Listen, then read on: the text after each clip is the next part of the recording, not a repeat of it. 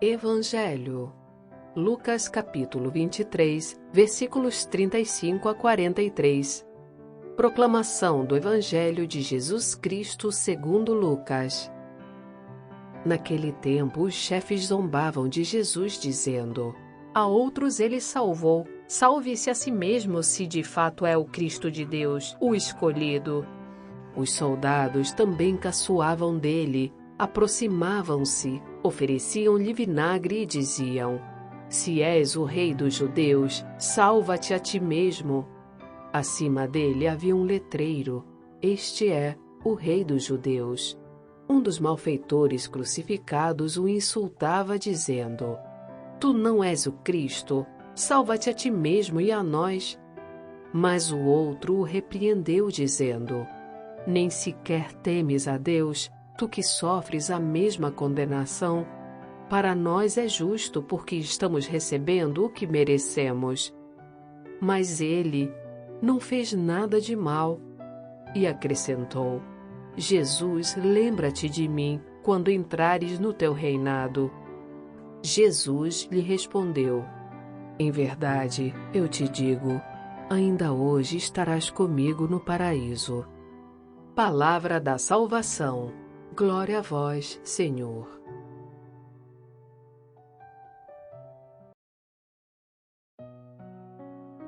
O nosso evangelho de hoje, gente, nos situa no momento da crucificação. Nós estamos no final da caminhada de Jesus sobre a terra. As bases do reino de Deus já tinham sido instaladas. E mesmo nesse momento tão dramático, tão triste, Jesus é reverenciado como rei por um daqueles que haviam sido crucificados com ele. A cena da nossa leitura é dominada por uma frase que havia sido colocada sobre a cruz de Jesus e que dizia: este é o rei dos judeus. Mas, tendo em vista o contexto, essa frase acaba ganhando contornos de ironia. Jesus não estava num trono. Jesus estava numa cruz. Jesus estava rodeado por uma multidão que não era uma multidão de súditos que estavam prestando homenagens a ele. Jesus não exercia autoridade sobre a vida ou sobre a morte de ninguém que estava ali. Pelo contrário, Jesus está pregado, rodeado de pessoas que debocham dele e, indefeso, está condenado à morte por aqueles que estavam rodeando aquela cena. Mas, gente, sob a ótica de Deus, essa frase tem um outro significado. Ele é aquele que, mesmo de cima da cruz, comanda um reino que deve ser marcado pela entrega, pelo amor e pelo serviço. Essa é a lógica do reino que Jesus veio nos propor. Ao lado de Jesus, a gente tem duas pessoas que foram crucificadas com ele e que simbolizam bem as realidades opostas que estavam convivendo naquele momento. Um deles, aquele que insultava Jesus, representa aquelas pessoas que recusaram as propostas que Jesus nos trouxe, as propostas do reino de Deus. Enquanto o outro pede a Jesus que o receba no seu reino. E para esse último, a resposta de Jesus foi que ainda hoje ele estaria junto com ele no paraíso. Jesus, pessoal, é aquele que, mesmo diante da morte iminente na cruz, nos oferece a vida. Quando ele diz que ainda hoje ele estaria com ele no paraíso, isso não é uma resposta que se limite ao tempo cronológico, mas é a garantia de uma salvação definitiva, porque ninguém pode retirar uma pessoa que está com Deus no paraíso, uma pessoa que faz parte do seu reino. E nos atentemos também que, por mais que nos pareça estranho, a primeira pessoa a quem foi garantida publicamente a entrada no reino de Deus foi um condenado pelos homens. Foi um ladrão, como diz a nossa tradição.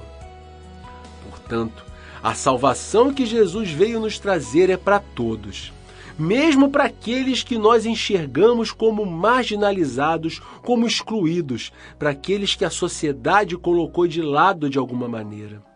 A única condição para isso é que essas pessoas recebam com sinceridade as propostas de adesão ao reino de Jesus nos seus corações. No fim das contas, a decisão é dele e não nossa, como muitas pessoas querem fazer parecer, como pessoas que se colocam diante dos outros como síndicos, como os porteiros da eternidade. E ninguém tem essa função. Pessoal, toda a vida de Jesus, o nosso Rei, ela foi dominada pela temática do reino de Deus. No princípio da sua vida pública, ele anuncia a todos que o reino de Deus havia chegado.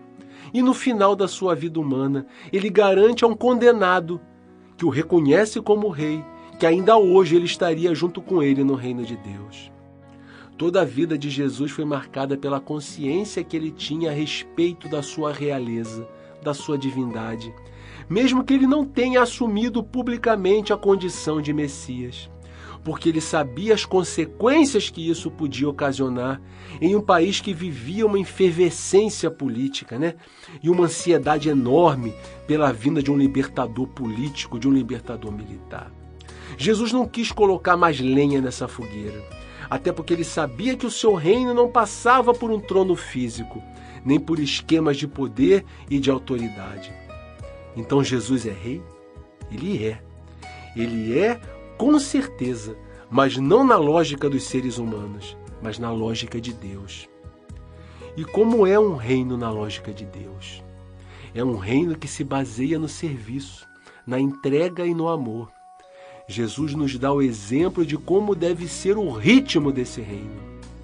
Pessoal, celebrar a festa de Cristo Rei não é celebrar um Deus que se impõe pela força, pelo poder ou pela opressão.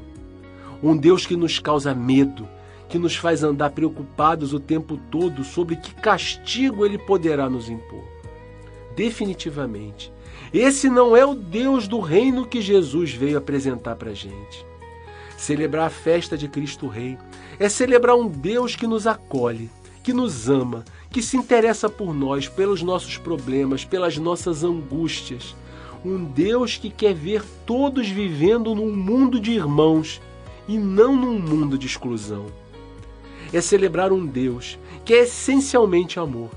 Um Deus que quer reunir e salvar a todos. Um Deus que veio ao mundo oferecendo a oportunidade para todas as pessoas, absolutamente todas, para que todas tivessem o mesmo direito de ingressar no seu reino. Ele fez o mesmo convite para todos, independentemente da sua posição social, do seu nível de instrução, da sua capacidade econômica ou de qualquer outro critério que as nossas sociedades utilizam para fazer separação de pessoas. Ele quer reunir a todos. Ele não quer perseguir nem condenar ninguém. Que possamos extinguir de vez, de dentro das nossas mentes, essa imagem do Deus castigador, do Deus perseguidor, que é quase um contador, que fica pesando numa balança tudo que a gente faz de bom e de ruim, para ver, no final, fazer as contas e dar um veredito sobre nós. Deus não é assim. Para Deus, basta somente um gesto sincero de conversão, como tantas vezes nós vemos narrado nos evangelhos. Hoje mesmo a gente viu um condenado entrar para a história como a primeira pessoa que teve seu acesso ao reino de Deus garantido pelo próprio Jesus. E para terminar, pessoal, nós devemos fazer uma reflexão sobre as nossas comunidades, sobre as nossas igrejas, baseados nessa realeza de Cristo, na realeza que dispensa tudo que não está ligado ao amor e ao serviço, à entrega e à doação ao irmão. Era dessa maneira, sob essa lógica, que Jesus estabeleceu sua realeza nesse mundo. A nossa própria igreja, formada por seres humanos, falhos que nós somos, passou séculos tentando fazer o que Cristo não fez, tentando realizar conversões forçadas, levando pessoas consideradas hereges para morrer nas fogueiras. Mas isso tudo passou. E hoje a nossa igreja não faz nada nem parecido com isso, como muitos gostam de nos acusar, como muitos gostam de ficar revirando poeira de debaixo do tapete. Mas nós vemos ainda, em diversas comunidades, pessoas sendo guiadas por atitudes vaidosas, por atitudes prepotentes, pessoas que exercem lideranças de formas impositivas, que são contrárias à forma de liderança que Cristo exerceu sobre a comunidade do seu tempo. Foi exatamente o exemplo do Deus Salvador, do Deus amoroso que conseguiu transformar a vida de tantas pessoas e transforma até hoje. Que nós possamos conduzir nossas comunidades, começando por nós, através do exemplo de Jesus, oferecendo a elas o amor, a doação, o serviço, a entrega sincera, ou qualquer outro dom que nos aproxime das virtudes que nos foram deixadas como exemplo pelo próprio Jesus. Comecemos dentro da nossa casa, a nossa comunidade mais próxima de nós, depois pela nossa vizinhança, pelo nosso trabalho, pela nossa rede de amizades. É por aí que a gente tem que começar a exercer as propostas do Evangelho. Nós temos que ser autênticos com Jesus e com aqueles que vivem uma vida próxima de nós. Tenhamos a certeza de que mesmo com a nossa vida repleta de limitações e defeitos, o Senhor Jesus, o nosso Cristo Rei, sempre se fará presente e conduzirá os corações de todas as pessoas que o procurarem de coração aberto, de coração sincero. Pessoal, muito obrigado a vocês que nos ouviram durante todo esse ano litúrgico. Vocês são a nossa melhor propaganda. Anunciem o Vox Católica, compartilhem o nosso trabalho, divulguem os nossos vídeos. Um grande abraço para vocês e até o nosso próximo programa, já no ano A, no ano de Mateus, no nosso próximo domingo. Um grande abraço para todos. Obrigada, Antônio. Obrigado, ouvintes. Tenha uma excelente semana e que Deus abençoe a todos.